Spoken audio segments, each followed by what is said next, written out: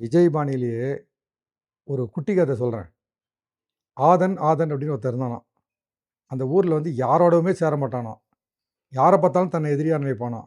யாராவது கிட்ட வந்தாலும் ஏதோ லாபம் எதிர்பார்த்து தான் வராங்க. தன்கிட்ட இருந்து ஏதாவது புடுங்கின்னு போயிடுவாங்க. நம்ம தான் ஊர்லயே பெரிய பணக்காரன். எல்லா சொத்து சுகமும் நம்ம கிட்ட தான் இருக்கு. எவனையுமே கிட்ட சேர்க்கக்கூடாதுன்னு சொல்லுவானாம். அப்படிப்பட்ட ஆதன் வந்து எந்த விஷயத்திலயுமே கூட சேராம இருந்தோனே ஊர்க்காரங்க அவள ஒதுக்கி வச்சிருந்திருக்காங்க. அப்ப அந்த ஊருக்குள்ள ஒரு சாமியார் இருந்திருக்காரு.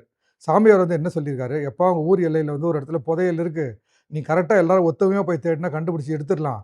அதனால வந்து நீங்க வந்து அந்த புதையல் தேடுற வேலையில இறங்குங்க. பெரிய லாபம் வரும். எல்லாம் பங்கு போட்டுக்கங்கன்னு" சாமியார் சொல்லியிருக்காரு. சொன்ன உடனே இவங்க எல்லாம் சேர்ந்து என்ன பண்ணிருங்க, சரி ஆதனையும் கூட்டிட்டு போவோம். அவன்கிட்ட ஆள், அம்பு, படையெல்லாம் இருக்கு. இவனையும் கூட சேர்த்துக்குவோம். சேர்த்துக்கிட்டு தேடினா புதையல் சீக்கிரம் கிடைக்கும்னு போய் ஆதன கேட்டப்ப, ஆதன் சொன்னானாம், "நல்ல கதையா இருக்குயா. புதையல் இருக்கு. ஆனா வந்து நான் உங்களோட வந்து அத தேடணுமா? எதுக்கு உங்களுக்கு பங்கு குடுக்குறதுக்கு? ஏன் என்னால வந்து புதையல தேடி எடுத்துக்கிறதுக்கு தெரியாதா? எனக்கு ஆள், அம்பு இல்லையா? அது தேடி எடுக்கிற சக்தி இல்லையா? எல்லாம் கடவுளுடைய அருள்லாம் எனக்கு தான் இருக்கு. நான் தான் எடுக்க போறேன் பாரு அந்த புதையல. உங்களோடலாம் சேர்ந்து நான் புதையல் தேட மாட்டேன். தனித்தனியாவே தேடிக்குவோம் போங்க" அப்படின்னு தொரத்தி அனுப்பிச்சானாம்.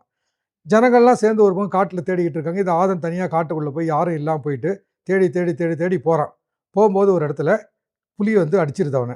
புலி அடிச்ச உடனே பயந்துகிட்டு ஓடுறான். ஓடும்போது கத்திக்கிட்டே ஓடுறான். கையாட்டிக்கிட்டே ஓடுறான். ஓடும்போது ஊர் ஜனங்க தூரத்துலேருந்து பார்க்குறாங்க.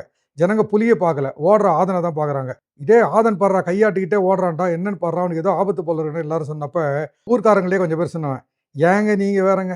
ஆதன் வந்து கையாட்டுறான்னு ஒண்ணு ஆபத்துன்னு நினச்சுக்கிட்டீங்களா நீங்க?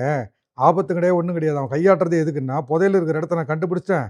அத நான் தான் எடுக்க போறேன். நீங்க யாரும் பங்குக்கு வந்துராதீங்கன்னு" கையாட்டி வரவேணாம் வரவேணாம்னு சொல்லி ஓடுறாங்க அப்படின்னாங்களாம்.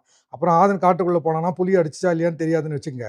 அந்த மாரி யாரையுமே கூட்டு சேர்க்காம, யாராவது வந்தா தங்கிட்ட இருந்து புடுங்கின்னு போயிடுவாங்கன்ற மனநிலையில, எல்லாரையும் விரோதிச்சுக்கிட்டு இருக்கிறதுனால தான், விஜயனுடைய குணம் தெரிஞ்சு, இன்னைக்கு அவர் ஆட்சியில பங்கு தரேன்னு கூப்பிட்டாலும் யாரும் அவர்கிட்ட போமாட்டேங்கிறாங்க.